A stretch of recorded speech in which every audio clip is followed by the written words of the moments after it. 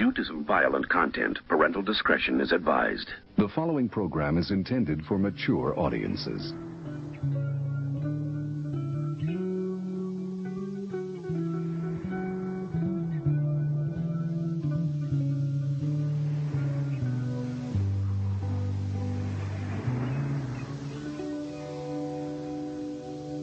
Hello, this is Ryan Riccitelli with ASNews.net, and we are coming at you out of Corpus Christi, Texas.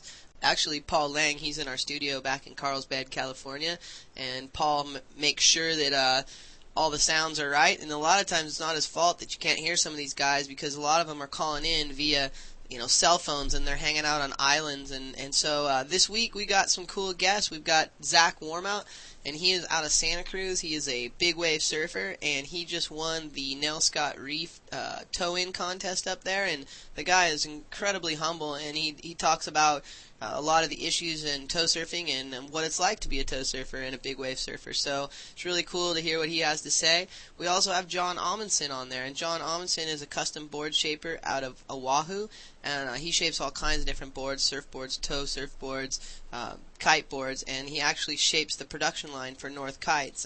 So we talk about the Clark foam issue. We also talk about mass-produced boards coming out of Thailand, and we also talk about some tips for any kiteboarder who wants to pick a board, or anybody who wants to pick a board. So you'll definitely want to hear that segment. And this week we have some exciting news, and we just partnered up with Aloha Films and Mobile Media Now. They're one of our new, or our latest media affiliates, and what they're going to help us do is deliver the AS News Wire out through wireless networks. So, there's a lot of really cool stuff going on. You can log into Mobile Media Now or alohafilms.com and get a better idea about what these guys are about.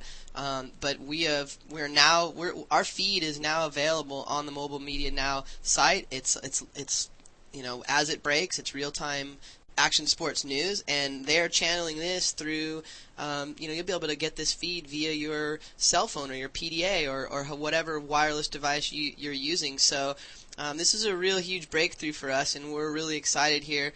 We're also going to be featuring and helping to deliver their webcast along with the AS News .net webcast, and that's right. I mean, iTunes just came out with this maybe a month ago, and you're pretty soon going to be able to be walking down the street with your iPod with the webcast viewer, and you're going to be able to watch a kiteboarding video or a kiteboarding instructional or a trailer. And we're also going to be pushing the 7 categories of action sports. So, and that's really cool: surfing, tow surfing, skateboarding, snowboarding, wakeboarding, BMX, and motocross, and of course we've got our kiteboarding. So at any rate, this is really exciting, and Mobile Media Now, they're cool people, and Aloha Films, they're all one and the same, and they're out of Laguna Beach, and they've worked with Slightly Stupid, they've worked with the Marleys, they've worked with some big names, so all the tow surfing crew. These guys are very well respected, so for us to affiliate with them, we're really happy to announce it. And also want to announce this week, our RSS feeds are going to go live. We brought them out initially about a month ago, and then we were improving the technology, and now this next week you're going to be able to subscribe to any feed you want. So if you want to have a surfing, a tow surfing, and a wakeboarding feed, you can just only have those feeds. Or you can subscribe to the main wire, which includes all the information. And if that's not good enough for you, if you're not into RSSs or XMLs, just go to asnews.net. The site is updated every day, and please tell us if it's not, because I can honestly, my job is to make sure that the news is up to date, and we scour the web, and we have crawlers out there scouring the web, and that's our goal, is to provide the latest breaking action sports news. So anyway, I'm just going to buzz through some of our affiliates, to those people who are helping make this happen, actually our media partners, and that would be towsurfer.com, Surfer Mag, surfersvillage.com, wetdog.com, slightlystupid.com, lostcherry.com, kbmag.com, wakeboarder.com, wakeworld.com, and I know I'm missing some, but there's a lot of people chipping in to make this happen, and we're going to try and give everyone props. You can always go to asnews.net, look at our link structure. All those people are contributing news, and Also, I want to thank LostCherry.com, because LostCherry.com is where our crawler that actually accesses a lot of the news outside of the action sports industry about action sports. So, in other words, we give you the news from the action sports industry, and then we give you the news from the newspapers and the mainstream publications that we might not see the articles, because that's what we do here. We crawl the net, we grab the news, and we bring it back to you. So anyway, we have a great show coming up. Thanks for everyone for tuning in, and we'll talk to you soon.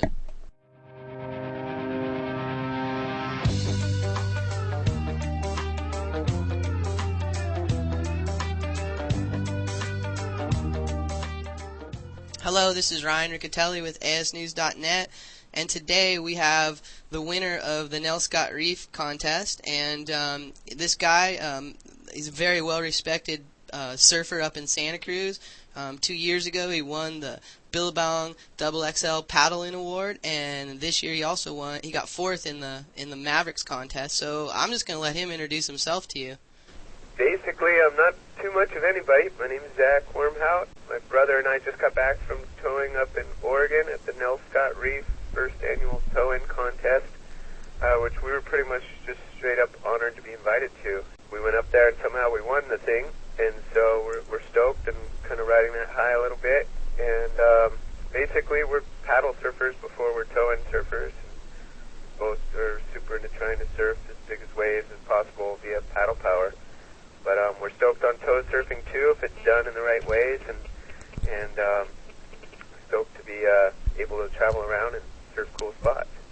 You're obviously a veteran of big wave surfing, and what are the conditions like up at Nelscott compared to Mavericks? Well, every day is different in big wave surfing, and seldom do you really get the same conditions twice. But Mavericks is pretty notorious for just being crusty and dangerous and ugly in all forms. Once in a while we'll get a big glassy sunny day out there that's where everything's in place and it's pretty straightforward, but for the most part it's always got a bunch of adverse conditions that you're working against, and that's what makes it kind of rad, because it's a gnarly wave no matter what. But we went up to Nelscott Reef. I think actually it probably is like that quite a bit of the time, but for this trip and for this contest it was plate glass, sunny, 15 to 20 foot surf, and just like every surfer's fantasy wave is more or less how it felt to us, all of our friends. It's just more or less conditions that allowed you to perform more in bigger surf as opposed to just try and make it. And how many heats did you have to pull through? The format actually was a great format for a contest, in particular a towing contest, but they set it up so everybody got to surf twice.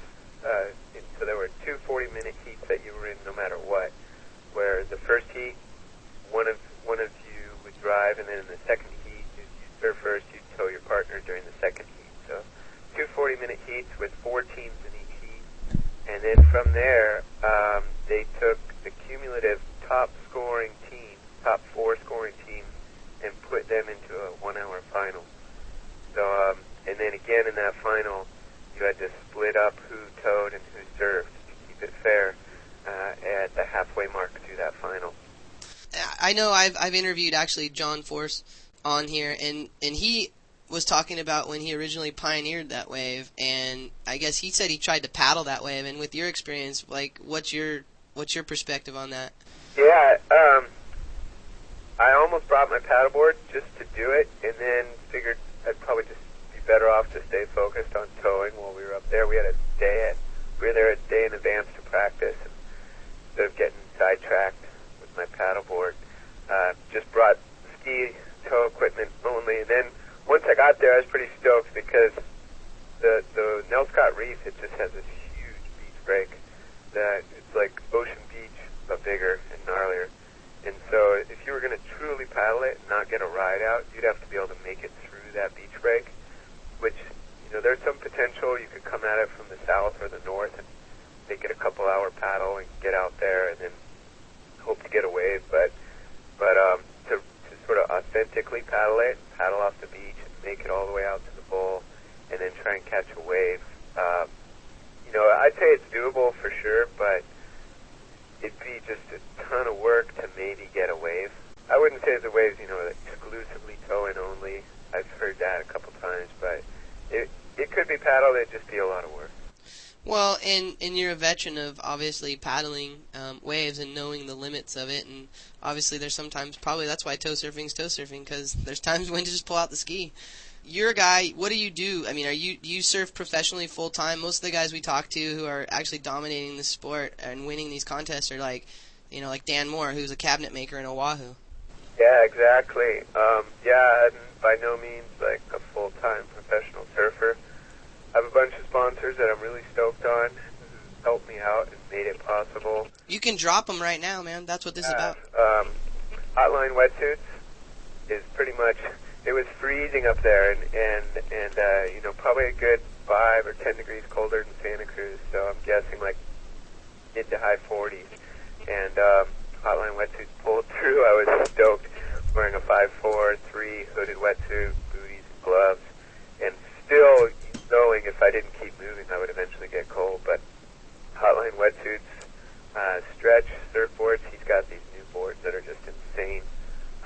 We were riding a 5'8" 4-fin in the contest, and that's the same board we ride if it's 60 foot or if it's 4 foot.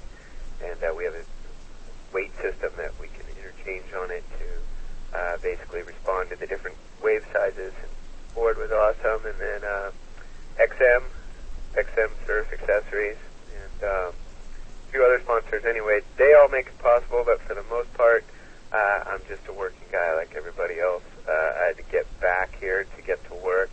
I'm actually a licensed landscape architect, and I have a company that we design skate parks all around the world. And it's really exciting stuff that it's an insane opportunity to do, but it keeps me really busy, and balancing that business along with trying to be on good surf is almost impossible, but it's fun when it all goes right.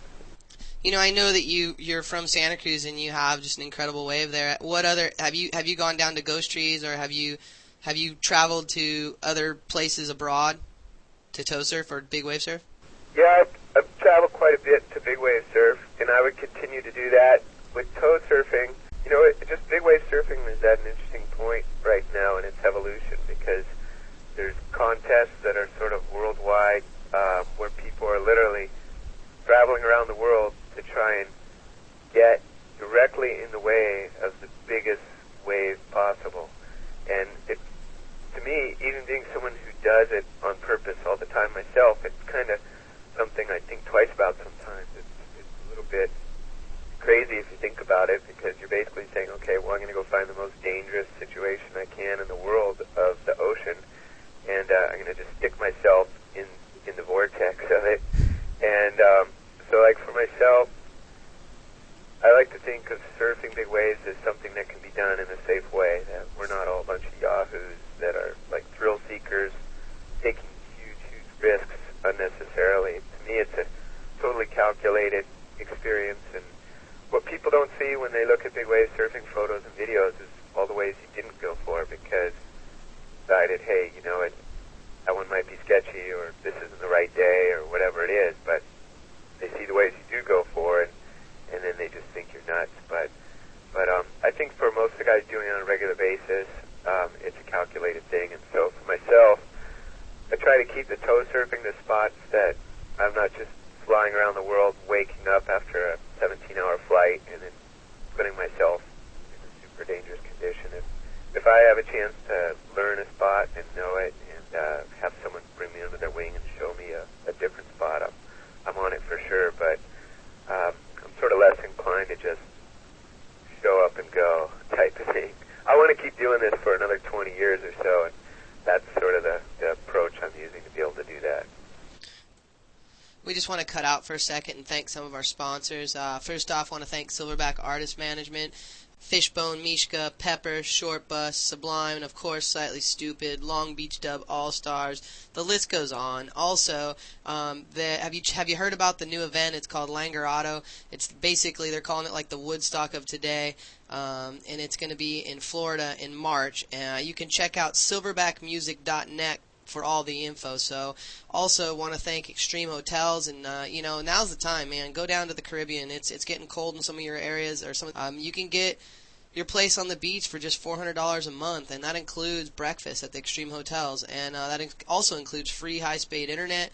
And I go down there. This is one of my favorite places to stay in the Caribbean. I mean, it's paradise. So anyway, check it out, extremehotels.com. Also want to thank Towsurfer.com, Eric Eckescalian over there. He's definitely the leading force in promoting that sport, and he definitely helps us get a lot of content. Alliance Wakeboard Mag, Billy McCaffrey and his crew giving you the real deal on what's going on in the wakeboarding world. I mean, these guys are legit. Check them out at alliancewake.com. Also, dubmerch.com, the official site just launched today. If you're a reggae fan, then you definitely want to check it out. If you like Slightly Stupid, it's basically a merchandise site, and a few of the items that are going to be sold in Dub Merch were just put online actually this morning, and a lot of this stuff, and it's very vintage.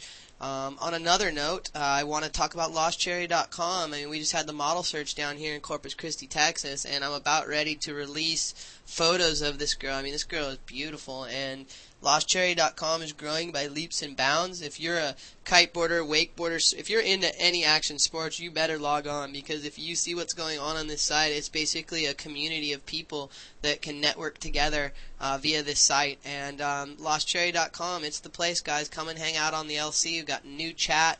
We got new photo to mobile phone uploads for free. So anyway, we'll get back to the show. And again, thank you to everyone for tuning in. I'll talk to you soon.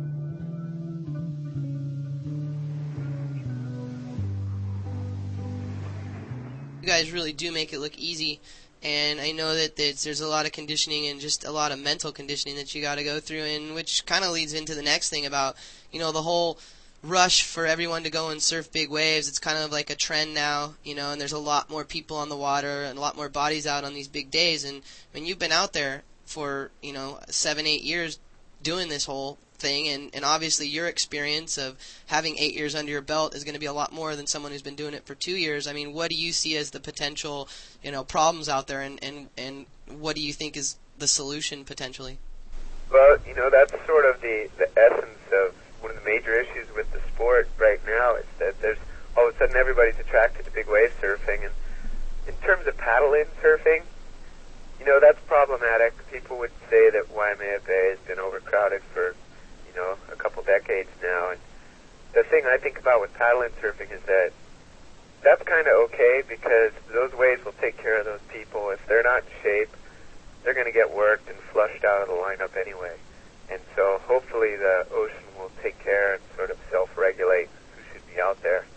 And if people are good and they want to surf big waves and they paddle out and they're charging and they're making it and they're coming back for more, then they should be there as much as anybody else should be there.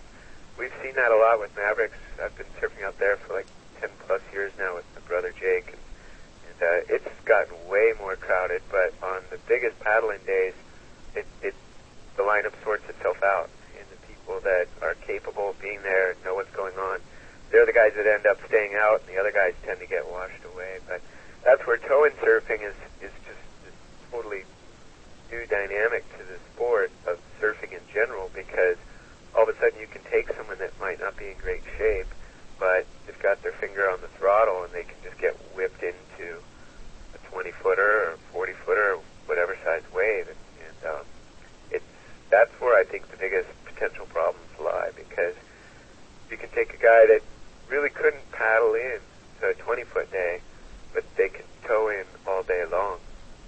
And so there's not as much potential for the ocean to kind of regulate those people out on its own. And that's what's scary, because anyone who's got money can go buy a ski, and then all of a sudden the lineups start getting more and more crowded. There's more and more issues in terms of environmental issues. There's more issues in terms of the conflict between tow surfers and guys that are just trying to paddle surf. So we're, in the Monterey Bay Sanctuary, we're in super precarious times right now, because there's huge groups of people trying to get tow-in surfing all the way banned. And they've got a lot of solid arguments that the tow surfers don't have good responses to.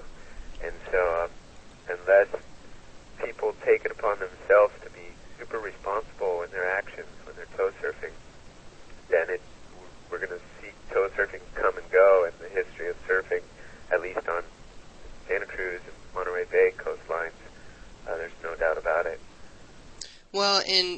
Eric Akaskalian, he's the guy who hooked me up with you and connected us up, and I know he's pretty active in trying to help this and trying to make sure that, like, there's some organization. I know there's a variety of people who are, and it seems like that everybody that's trying to do something to help tow surfing, it seems like if everyone could get along there, that might help tow surfing altogether. If everyone could get a little more organized and agree upon, a direction for the sport. But, obviously you live there, and, I mean, you've seen it all, and I'm sure it's not very fun to go out to Mavericks and see some Yahoo out there doing stupid stuff, because in the end, it's your life that's on the line. Yeah, it's hard. I mean, it really is interesting because I'm not sure if there's been a tow surfing fatality or anything like that as of yet. Not that I know of anyway. But even if there was, it probably wouldn't slow down the guy that's thinking, hey, I put away my big wave board, 15 years ago, but now that I can go buy a four-stroke and I got a buddy who wants to tow me in, I'm back on it. Those people are just going to keep coming out, and so the trick is for at least the Northern California coastline, where there's not any organization yet, but it's trying to happen, is making sure those people that want to check it out, there's nothing stopping them, as there shouldn't be, from going out there and doing it, but just making sure that they do it in a way that's responsible, because a lot of people are under the belief from guys that are already towing that, hey, we're a no-impact sport, we're not affecting the environment, and that's not really the argument that's going to take us to a place where we can keep doing it. We have to acknowledge that with everything we do, there's some impacts, and we have to acknowledge that and respond to that, hopefully mitigate those impacts in one way or another. And the boats run a lot cleaner, but we're still out in the ocean, which is hopefully the place we all respect the most, and we can't deny we're going right through where seals and stuff are, and it doesn't seem like we're bothering them, but we don't really know. So we've got to be sensitive to that. More and more people keep doing it, and they can't be responsible, then, actually, I think it'd be a good idea if it did get shut down, because it's not right otherwise. But it's hard, it's frustrating, and you see a lot of people doing it, and you're like, gosh, I want no part of this. But then again, you catch a really big wave and have a lot of fun, so it's a hard one. Well, and what you're saying, too, is a lot of the growing pains that you've seen in other sports. I know in kiteboarding, it's the same thing. I mean, when you get that Yahoo comes down to the beach and sets his stuff up in front of a bunch of people, he gives all of us a bad name. And, one rotten apple can, spoil the whole bunch. So, and on another note, too, you're the guy who, you and your brother, you guys went up to Nelscott Reef. You guys are just the average guys. You competed against, like, some of the best guys, yeah. and you won, and so, like, where do you go from here? What's next? Like, how does that affect you as a big wave surfer?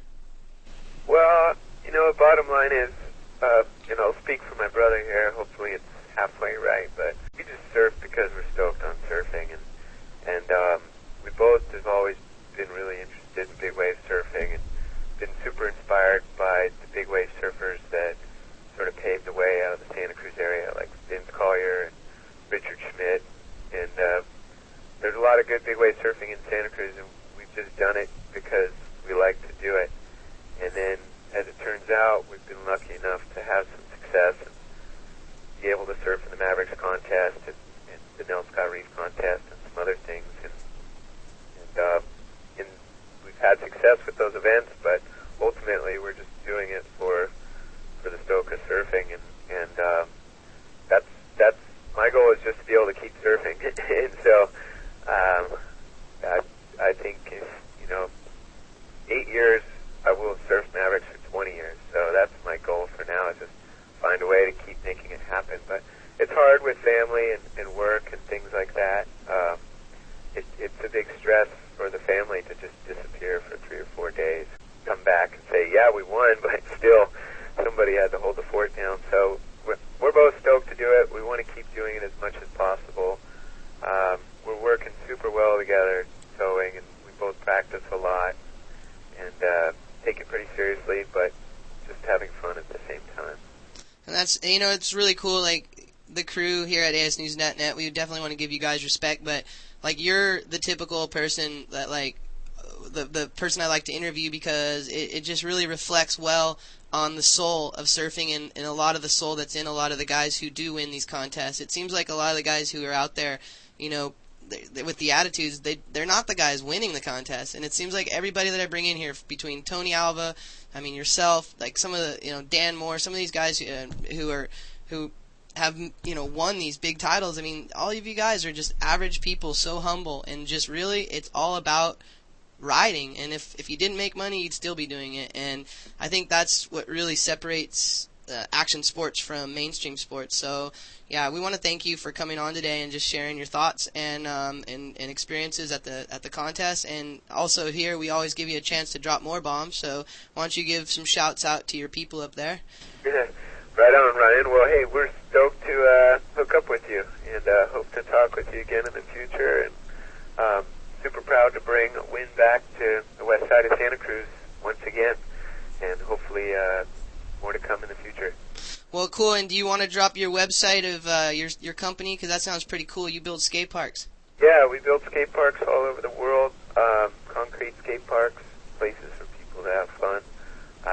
Skateparks.com. So that's skateparks with an S, .com.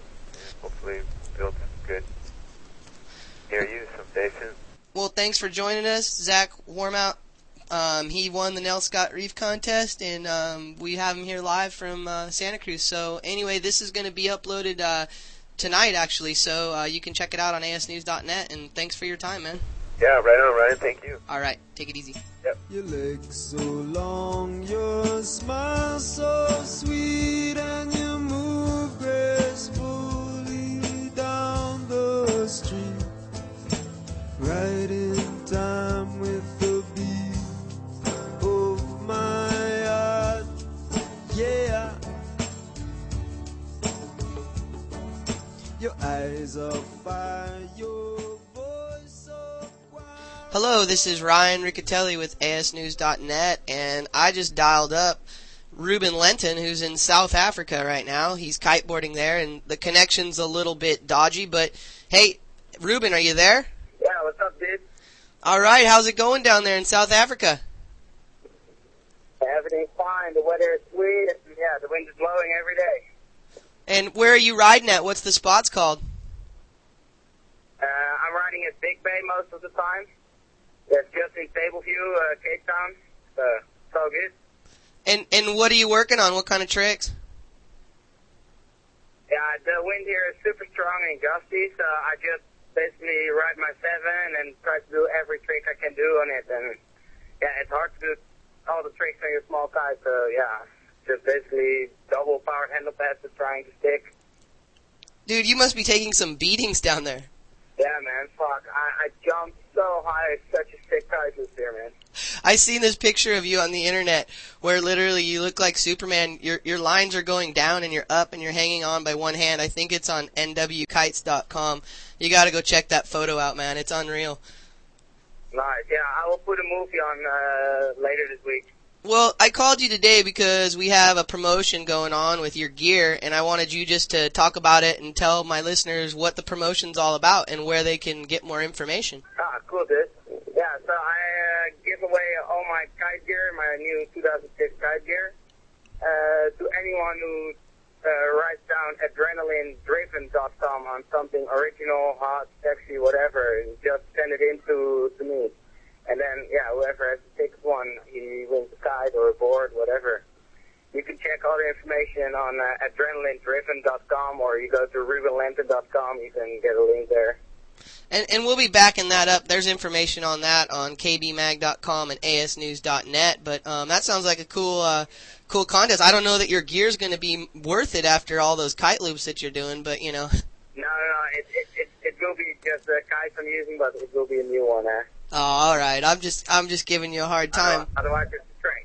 Well, how's the water and weather down there? Is it cold or?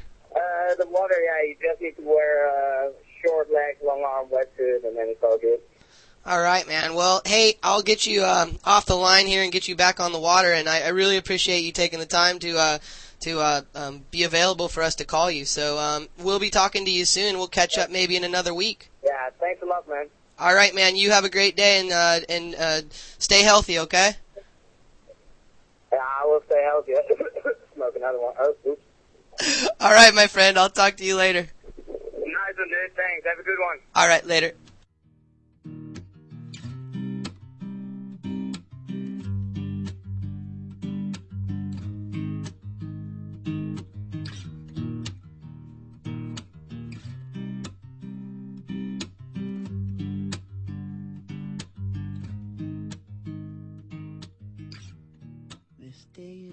Hello, this is Ryan Riccitelli with ASNews.net, and we are podcasting you today, and we've got a guest. It's John Amundson, and John Amundson is a professional kiteboarder and a waterman, and he lives in Oahu. Most people know John's work. He shapes a lot of the boards for North, and then he also has his own board line. And John has Amundson Customs, and anyway, we have him here on the North Shore live, and why don't you introduce yourself, John? My name's John Amundson. I've been designing surfboards for 21 years, kiteboards for the last 6 years, and towboards for the last 6 years. And I design North Kiteboarding's kiteboard line.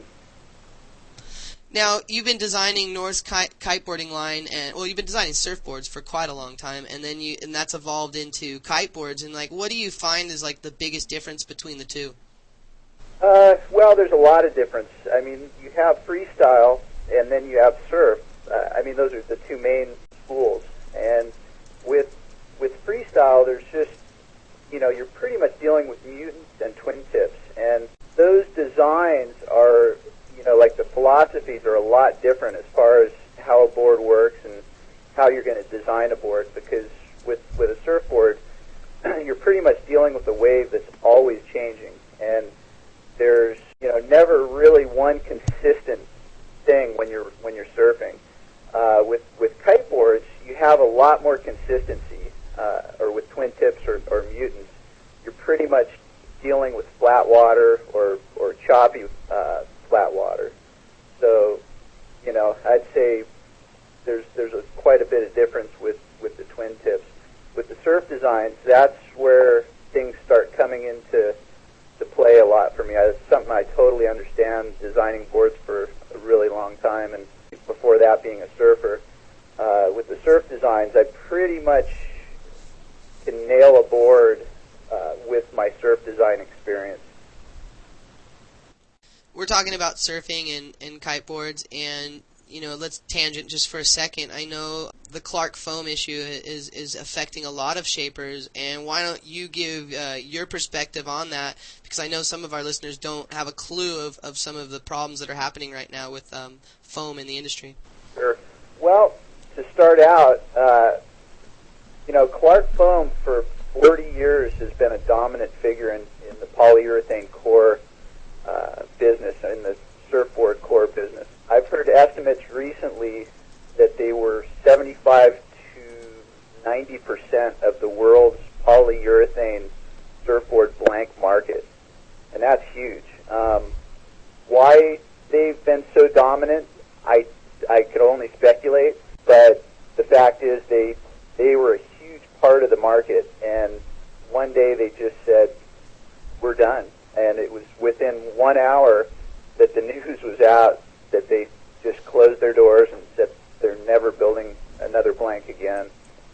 So I think for me, it doesn't hurt me as much as some other guys. I mean, for one, I'm pretty stocked up on blanks right now, but there's some guys in the surfboard industry that pretty much, get an order.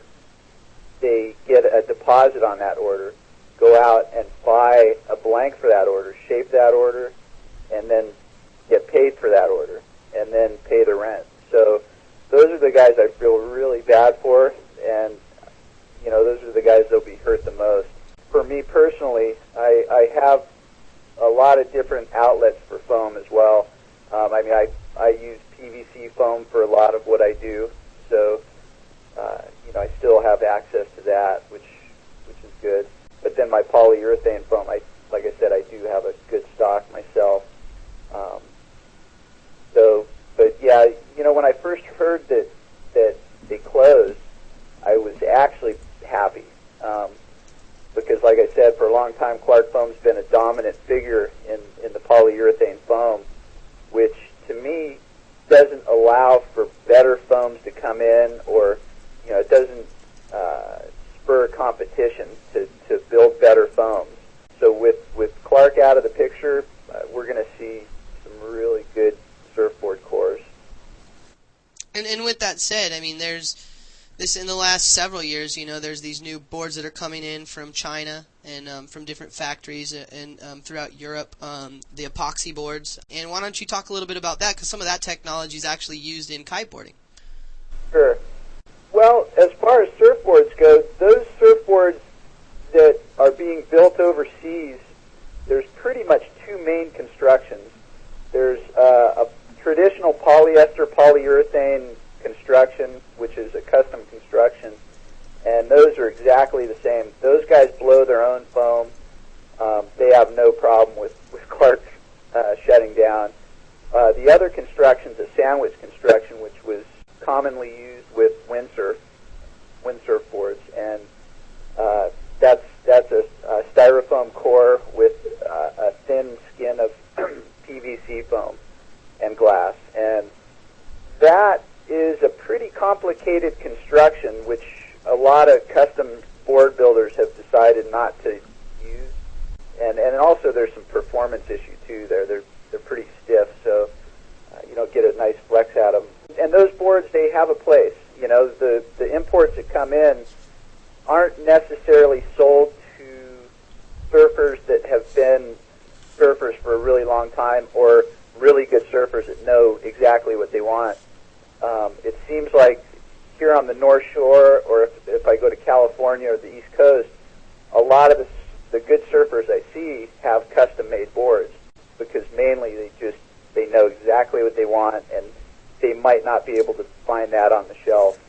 With that said, there's a lot of our friends, a lot of your friends and my personal friends, they are shapers, and some of them are kiteboard shapers, some of them are surfboard shapers, and I think the guys that are really going to get hit on this are the guys who are shaping out of the backyards, and with this growing popularity of the surf tech and the epoxy boards, I mean, do you think that with all this going on, do you think there'll be a movement more towards those type of boards, or do you think that the traditional board shaper will still have a place?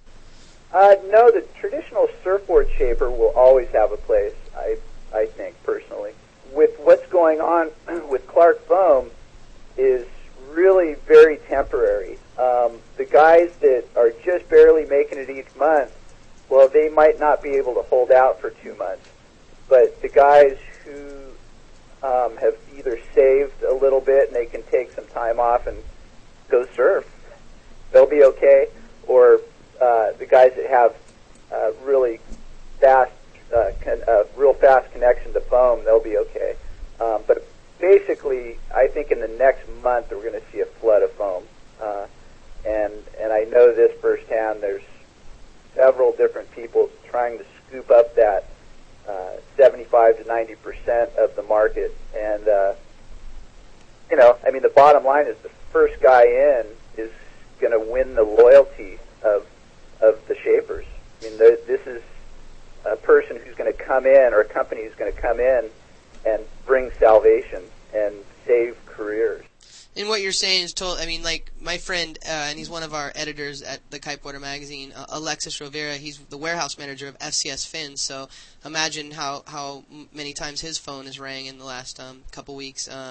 And he told me instantaneously there was cargo ships on the way up with foam. Oh, yeah. Walker of Walker Foam, he right now is producing 1,000 blanks a day in China, and so he ramped up his thing. He went from, I think he was about 100 a day in California, real small foam maker, to 1,000 a day in China, and so right now he's just producing as many blanks as he can to bring salvation.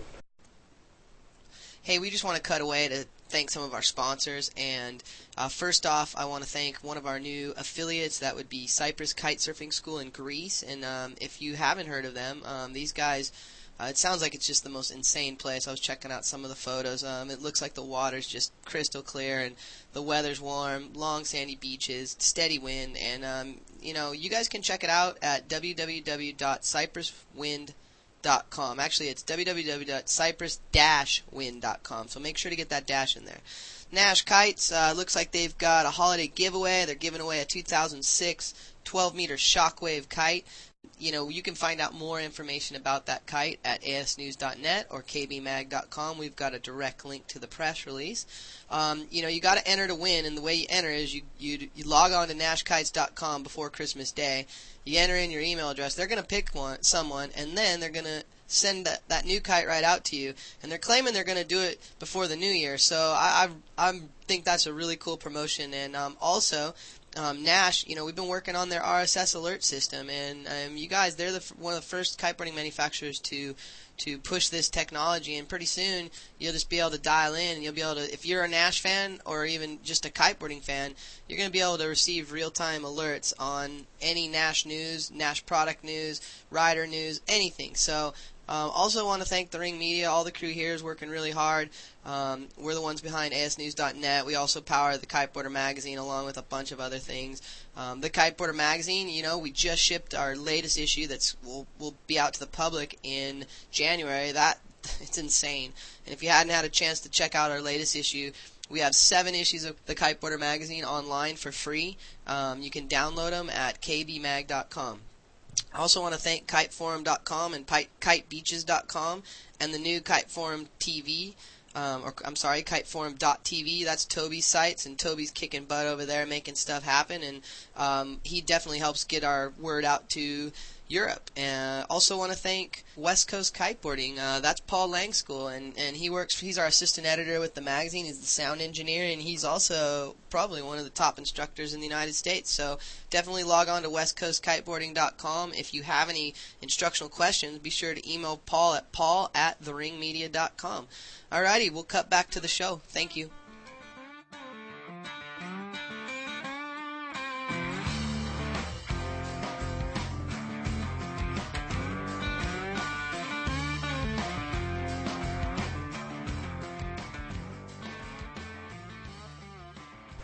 Well, and, you know, let's switch gears a little bit here. I mean, I know that, like, everything always works its way out, and I'm sure that, I mean, it's not going to stop the surf industry from growing and people from making money, but, you know, I have been over to Thailand, to the Cobra factory, and the reason why I bring this up is because, I mean, you're a shaper on Oahu, and I remember being touring the factory, which is, I mean, it's quite an operation. It's most of the crew in there wears like doctor type, you know, clothing, and it's very clean, very sterile, and it's like football fields of factories. And I remember being in the board graphic room and seeing a North board and seeing shaped by John Amundson. I mean, what is that like? And why don't you talk a little bit about the process of how a board that is shaped out of your backyard shop ends up in Thailand, just mass production? Well, trust me, that my first impression of Cobra was the same. I was just blown away. When I went in there, I mean, first, like I said, I've been building surfboards for 21 years. So all the guys that I've dealt with, you know, over those years, classic guys like Dick Brewer and Diffenderfer, just all these guys, they're all surfers. And we all have the same thing in common. We're all surfers, and, you know, we're building boards, we're designing boards, we're riding them. Like, I walked in to the factory, the first thing I saw were a bunch of Thai guys polishing surfboards. It was the most bizarre thing. I felt like I was on the moon or something. No, not just Thai guys, but Thai guys in, like, doctor schmucks. Yeah, it was pretty bizarre. So, yeah, I was pretty blown away by that. But then to realize that I was part of that with my designs, I stepped back, and I had to really absorb it and try to figure it out, you know. But yeah, it's pretty amazing. And what do I think about it? I mean, I'm part of it, and, you know, I think it's good for that certain part of the market. I mean, I have 2 businesses. I mean, I have a few different ones, but 2 main ones with my designs. I have my Amundson Customs, which, you know, I have customers who come to me for personal designs. You know, somebody who has something in mind, they want me to custom make for them.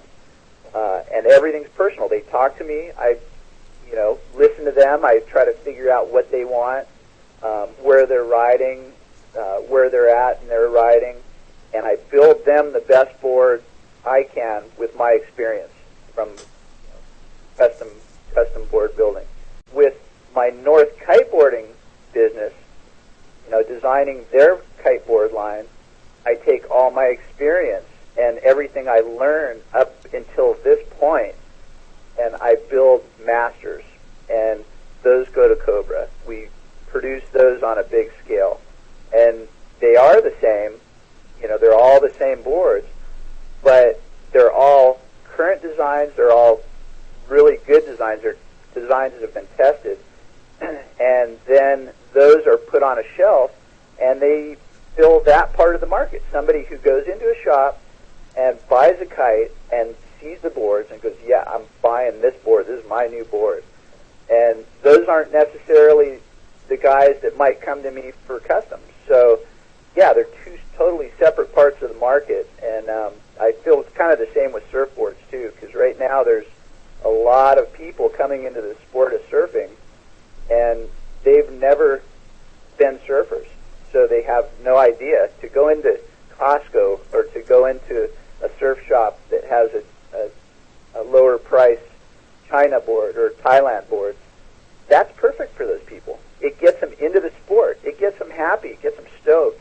And they get out there and they start surfing, and eventually they start making their own decisions. Well, in what you're saying, I think a lot of people don't realize that, like, you basically shape the plug.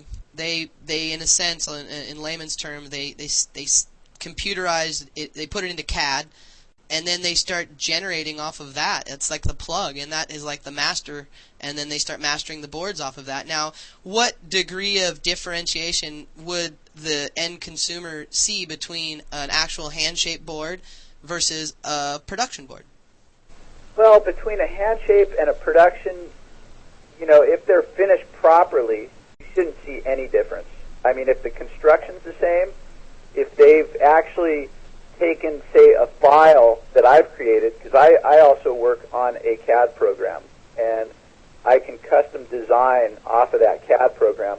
If I sent them my files, they could actually cut my files that I sent to them. So they're starting exactly where I start when I go into hand shape the finish work. If their finish work guys finishes it to the T and exactly how I finish my boards, then it should be exactly the same. But it's just that overseeing those guys to make sure they do it right. And if we get something back and I look at it and I go, no, this isn't right, I make sure it's right. And that's how I am. That's how North Kiteboarding is. You oversee every step of the process and make sure that everything's done according to the designers. I understand what you're saying, and I completely agree that North puts out a premium product. And I guess what I'm trying to get at is, all of my life I've grown up in shaping rooms, from Donald Takayama to Gary Linden to Michael Barron. I've watched Jimmy Lewis, Sean Ordonez, some really good shapers, guys who've made some boards for some really incredible surfers, and I've had boards shaped by all of them. But you know how you get that magic board? Like, you just get that magic board, and then you take it to your shaper, and they try to duplicate it. How come you can have like 3 boards shaped the same, and there's always that one board that just is magic? Well, but my question is it hand shaped or is it CAD shaped? Well, that's what I'm getting at, is because it's hard. For example, I've shaped off of CAD. I've used CAD shaped boards, and I've tried to get the same one, and I was always wondering. I always thought it might have been just the way the fins were glassed on, or maybe the way the rails were finely sanded. But it seems like there's always that one board that you have that when you're either surfing or kiting, it just always ends up under your feet. Sure. Well, there's definitely that aspect to a board. I mean, you can have the same exact design or the same exact file on your CAD program and finish it exactly the same and glass it exactly the same, but other part of it would be a blank, like the core. And sometimes those things break down faster than others. Sometimes it's, the mix was a little different. So, and then I'd say probably the most inconsistent factor to that whole blank thing is the stringer. You're dealing with a piece of wood. Well, the grain is always different. You're never going to have the same exact grain on a surfboard. So, you could have a knot in the middle of that board that you can't even see that's giving you some sort of benefit in the flex. And chances are you'll never get that knot again. I mean, it sounds funny, but really, flex is a huge part of a surfboard design. I've had boards initially that are just not really lemons, but just not great boards where you're super happy with it, and one in particular. And then later on, that board turned into the best board ever. And that board is still sitting in California at a friend of mine's house. And whenever I go back to visit and take that board out, I look at it, and it looks horrible. I go, gosh, how could I have thought this was a magic board? I take it out, and the thing is incredible. Well, in what you're saying, it's like I used to have this board too, and I broke the fin off of it, and then I put the fin back on in a real sloppy way because I'm not that good at that, and it started surfing better. And I was like, wow. No, it could be that too. It could be your fin job. And that's the whole thing is what I'm trying to get out in this interview is the fact that there's so many variables to board. Not every board rides the same. And, and there's so many choices for a consumer out there, whether it be a surfboard or a kiteboard or even a wakeboard. And you're a guy, you work in hydrodynamics. You are an engineer in that realm, and you're like the best voice to tell our listeners, what would you suggest for maybe like an entry level to intermediate kiteboarder? What tips can you give them for picking boards so that they're on a board that will work for them? Well, I would say first of all, and probably most importantly, talk to a designer. Whoever that designer may be, given that the designer has a lot of experience with people and designs. A guy that has designed one board might not be the guy to talk to. A guy that's designed several boards and has a extensive history of designing, talk to him. Figure out what would be best for you. Like a lot of times I get people coming to me as a custom designer, and they'll email me and go, hey, I'm just getting into the sport. I want to custom order a kiteboard, like a twin tip, and I've never custom ordered entry-level twin tip. I always tell those people, hey, go try to find something used first of all, and if you can find something used in this dimension to fit your weight, do that, because you're going to move on super quick, and you'll be going shorter and you'll be doing other things. So instead of wasting money and time on a custom entry-level board, go buy something off the shelf. Go buy something that's going to suit you, and take in mind that you'll probably be moving on real quick, and that board you'll be selling it. So, I would say talk to the professionals. A shop guy. The shop guys have huge experience. So, I'd say, just talk to somebody. No, and I appreciate that, and it is buying a board is a huge. A lot of people think a board's a board, and that's why we brought you on, is because we're going to be talking to a lot more designers who have over 20 years experience like yourself, and that's the whole idea here with ASNews.net. We try to connect up, instead of all the marketing jargon, we just try to get guys like you on talking about what you know, and giving our listeners actual ideas so they can go out and make their own decisions on what they want to buy. And why don't, real quick, just before we got to wrap up, but why don't you just name some of the boards you've shaped for North? The Defender series, the Dragon series, the Rocketfish series. Back when Will had his pro model, I was doing the M2 and the Mutant. Okay, and then so why don't you talk about some of your Amundson shapes? Well, basically, I have my T2 series, which are my twin tips. I have my M2 series, which are my mutated mutants, I guess you could and my Whitey 5s, which are my surf designs. And recently the surf designs have probably been my most popular out of all my designs. That's one thing we do here too. As we wrap up, is we let our people drop bombs. So why don't you drop some websites and drop some props out to your friends? To my friends, I have to say first and foremost, North Kiteboarding at northkiteboarding.com, and I guess my own website, AmundsonCustoms.com. And you're over there on Oahu, and what crew do you usually ride with out there? Just my friends, I have a close, tight-knit crew of friends, and, we love to kiteboard with each other every day. Well, that's cool, and we really appreciate your time and your knowledge, and I encourage any reader, hey, if you have questions about shapes and about what might work for you, why don't you email John? You have his email address. He's a great guy. He's very, very approachable. He doesn't have an attitude for sure, so that's a really good resource for everyone. So anyway, hey John, thanks a lot, and thanks for your time, and we'll be talking to you soon. Thank you very much, Ryan. I appreciate it. All right, man. We'll talk to you later. Okay. All right. Don't call me iffy, 'cause the way that I look, I got a recipe, I can cook, and I gon' put on a good intent, I am if I'm bound, but I surely you'll be on, getting the job done like I know I should, get the job done like my mama do with you, only one thing can remember, she said, you gotta earn all of your respect, and I don't give a whistle what color OB, I say, all that shit don't bother.